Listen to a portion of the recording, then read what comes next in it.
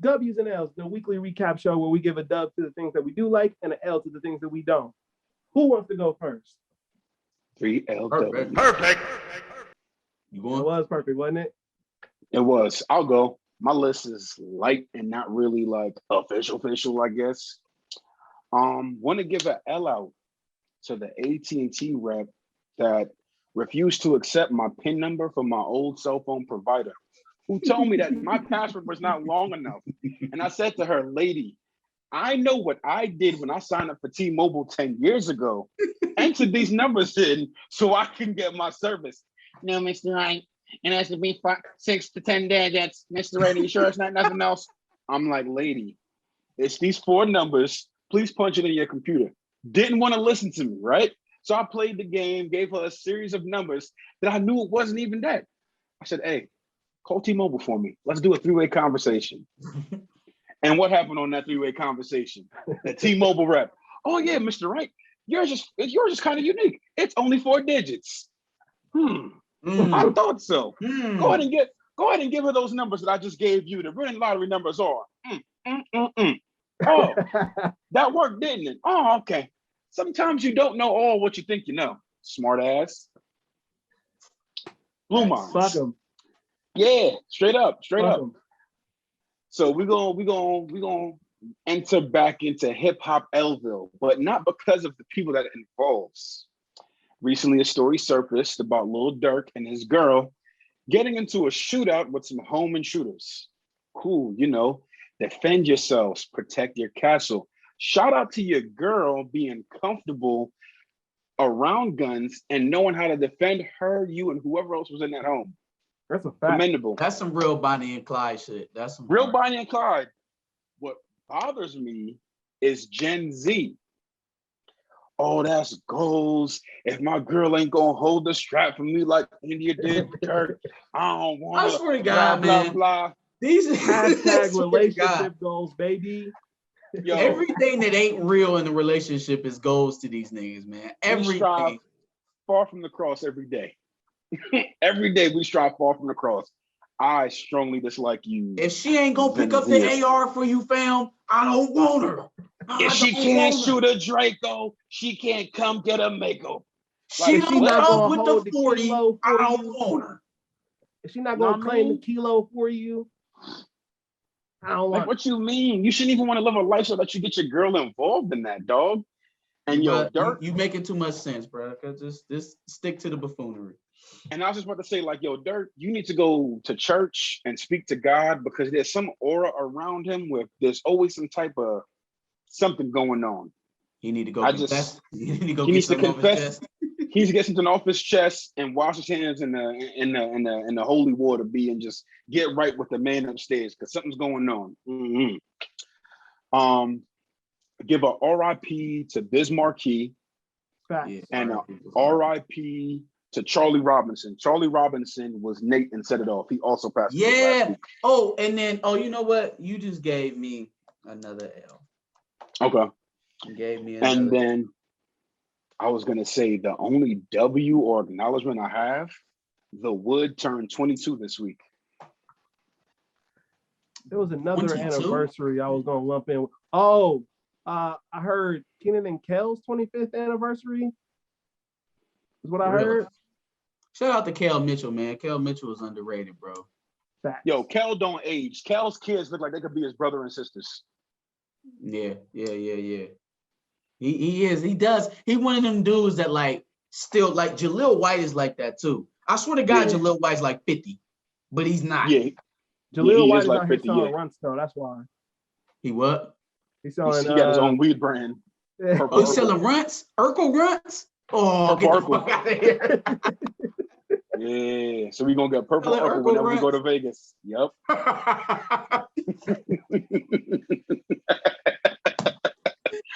Urkel runs.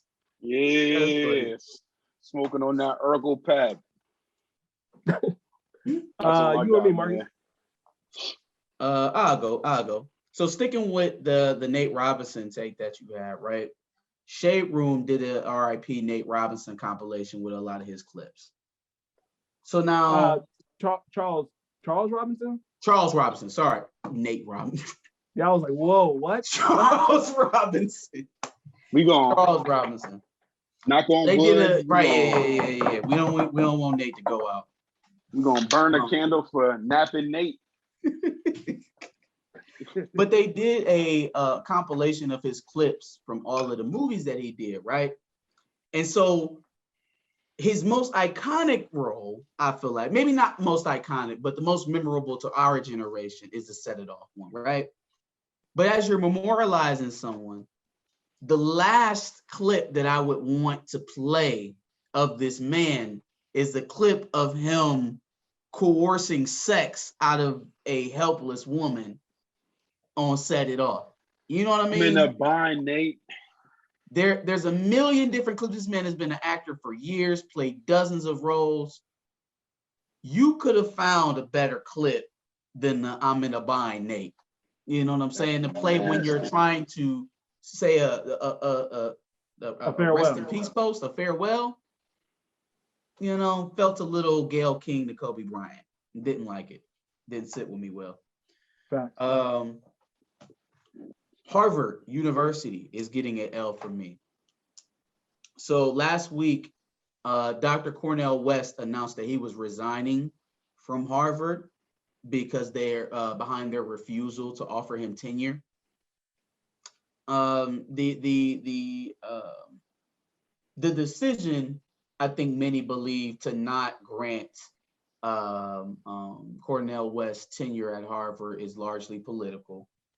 Probably has a lot to do with the alums there, because the actual review board who is tasked with approving him for tenure recommended that he get his tenure. Why the fuck wouldn't you? He's Dr. Cornel West. He's got tenure at many of academic institutions around the country.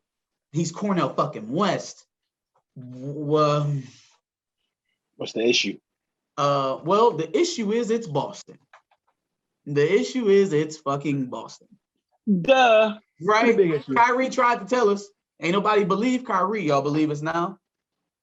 Y'all believe it now?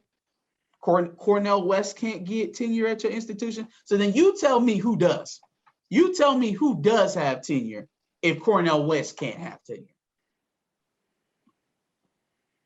I guess I'll just leave it at that. Brandon Hayward. Yeah. Ben Carson is getting the last L for me.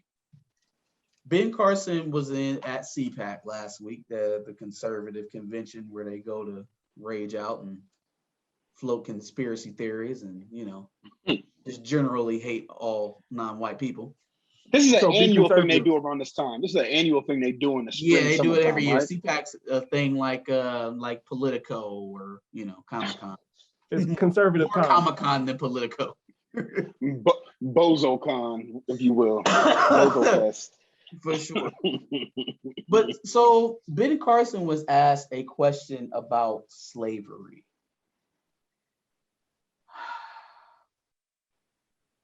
The way that he chose to answer this question made me believe that as he said the words, he wanted me to see the WB frog.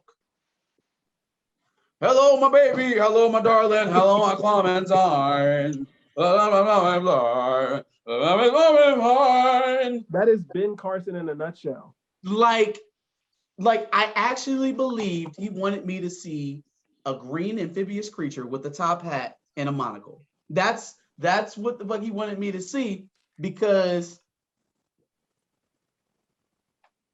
what kind of knot do you have to twist yourself into to say that things were better during slavery than they were post-welfare for Black people? Because you see, the problem with the Black community is the parental unit and the family unit, and everything stems from that. And when the government said, oh, you poor little thing, let me take you in and take care of all your problems, well, that was just the end of Black America there. Wasn't Ben Carson on welfare as a kid? You said what? Was Ben Carson on welfare as a kid? I don't know. I mean, he probably wrote it in his book as something endearing and connecting to normal people, but he certainly doesn't see the. Isn't that even worse? Yeah. I mean, hey, yo, listen, man. I understand certain points of view about government entitlements, right? And how that does or doesn't affect someone's motivation to do better. That's neither here nor there. The fact of the matter is, when at its inception, welfare was not something that an ordinary Black American could just easily take advantage of, right? As most government entitlements were. It's not something that was given to us first. So let's start there. Secondly, to say that we were better off during slavery because we had God and strong families, as opposed to when we were getting welfare, is the most coonin' shit I've ever heard from a coon. Which is a lie. Strong families, where? Bruh. In slavery? Like, That We nigga were coon being shit ripped was apart from activated, families. boy. Make it make sense. you got to make it make sense. You got to help me with that. Like, I don't, it doesn't compute. I don't understand what the fuck you got going on. Like, you cannot sit up here. Ben Carson is a great guy, right? Dr. Ben Carson, first open heart surgery, was that? Or brain surgery, something. First open heart surgery. I think it was heart. Okay.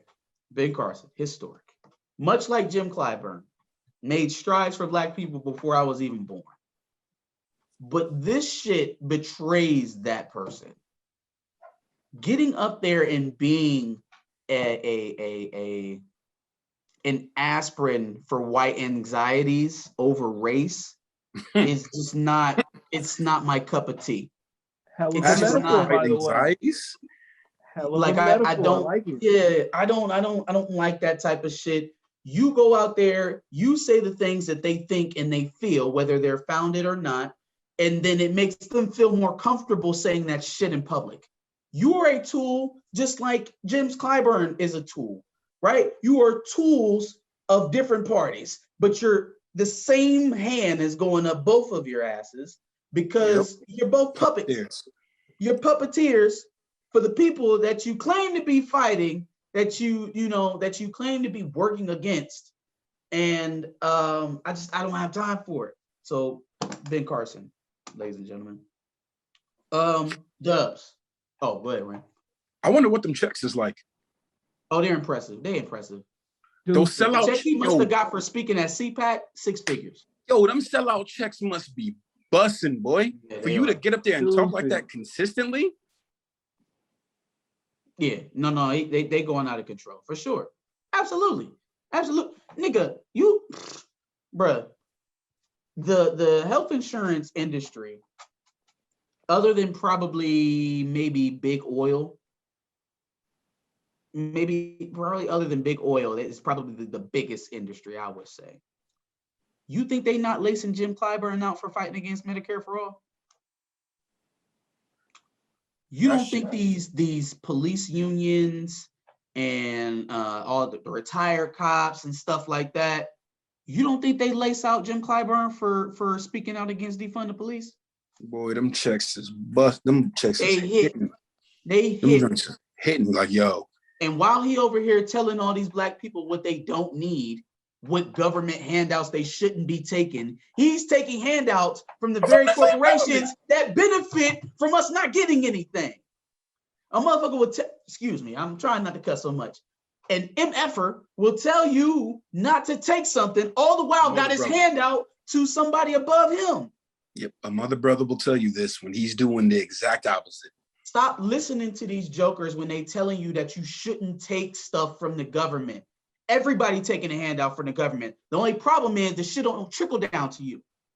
Jeff Bezos is taking from the government. So if the richest man in America can take money from the government, so can you. If Jeff Bezos ain't proud enough not to take a PPP loan, then what business do you got turning your nose up at welfare? Make that make sense. If Bill Gates ain't rich enough to turn down a PPP loan, make that make sense. You too good for a welfare check or for food stamps. Meanwhile, Jeff Bezos is going to be a trillionaire by 2026 based off of what he made in the pandemic alone.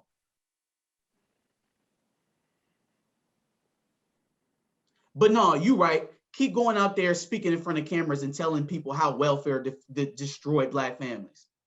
Now, I understand there's more to that because there is the aspect of not allowing the father to be in the home, and I think that article is trash. Right? Keep it darker. You cannot sit up here and say holistically that government programs that are built to help people are only bad when they're given to Black people. That's shitty. I'm not rocking with that. Bernie Sanders. It's my only dub. Giving it out to Bernie, he proposed a new infrastructure plan, right? Much larger than the one that's been proposed by the Democrats or Republicans so far. They plan to do it through reconciliation again. So this is all budget. This is why he's able to propose it, because he's the budget chair. So they would only need 60 votes. This isn't the one that would involve a filibuster where they need 10 over or anything like that. It's $3 trillion. It includes expansions to Medicare for dental and vision. I think there is paid time off involved in this bill, maternity leave, just a lot of things that would not only help the crumbling infrastructure in America, the roads, the bridges, things like that, but also provide relief in other areas where we've seen the Biden administration fall flat on so far, right? So whether or not it'll pass, that's something that we kind of got to keep up with and see, because you still got Manchin and Sinema in Congress to convince. At some point, Biden, if you're the president, you're gonna have to be the president, put your nuts on the table and force them into what you want to do. That still has to happen. Kamala Harris would be a deciding vote in any splits over the reconciliation bill, so she would have to step up as well. I don't know if we're asking a lot. I don't know if we're asking too much, but so far, the most transformative thing that Joe Biden has done so far in his administration is propose a COVID relief bill, which was great, but literally anybody taking over the presidency within that time frame would have had to do that. So let's begin to hit on some of them other marks that you claimed you were going to get when we started this saga. Student loans. Student loans. Student loans. For sure. Estudiante loans. El estudiante loans. The student loan. The student loan. Yeah. That's it for me though. I'm out. All right. Well, I guess it's on me to close it out. Reem already took my L of RIP Bismarcky. Rest in peace for sure. My only other L goes to the URL. So lately I've been trying to get back into my battle rap bag just because I kind of stopped watching for a little while, especially like during the pandemic and all the events they were throwing on. Wasn't the same. Wasn't really rocking with it. But they threw a event yesterday called Super Fight, which I guess is supposed to be Smack's birthday event, whatever. The main event was Hollow Da Don versus Rum Nitty. Hollow Da Don, a legend in the game, one of my favorites. Rum Nitty, newcomer, but now he's starting to, get some of these legends, starting to get some good battles under his belt. Hollow Da Don deserves an L because he didn't bring it at all, and I am severely disappointed. I didn't pay for this battle. I didn't pay for this event, but I want my money back because Hollow Da Don was terrible. Yeah. Rum Nitty showed up. He did his thing. But yeah, I was disappointed severely in Hollow Da Don. So how bad? We talking Cassidy versus Goods bad or, just off night bad? Don't mention Cassidy with anybody really battle rapping, first of all. No, I'm saying, like, how bad was it? Was it the Cassidy and the Goods battle bad? Or was he got that dance early? Nah, it wasn't that bad.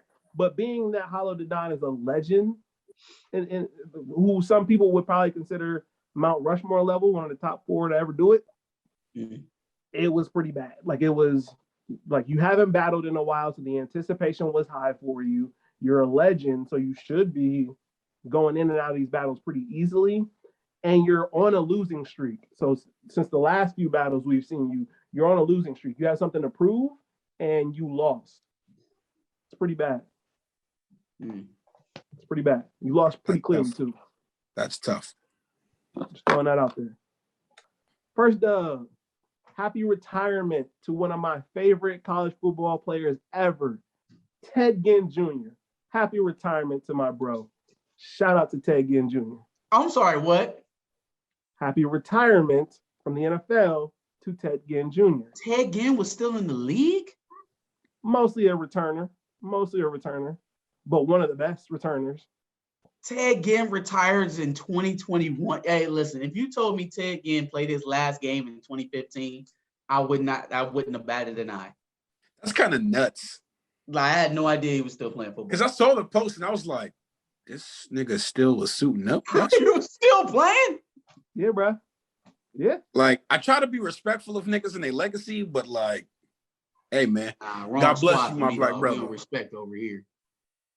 Not Devin Hester or Dante Hall or any of those names when it comes to returning, but definitely one of the best kick and punt returners in the NFL ever. So,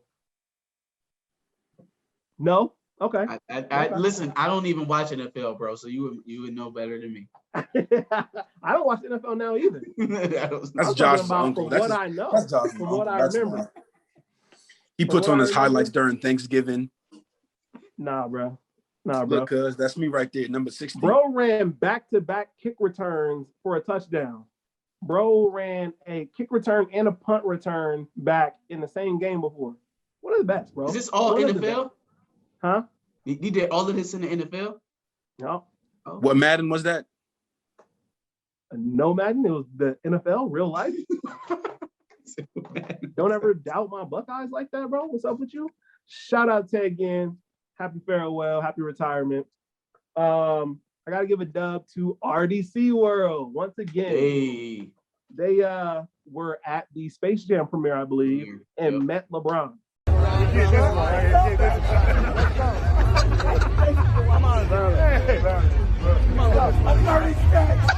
I'm 36. I'm not Thanos. Oh my God.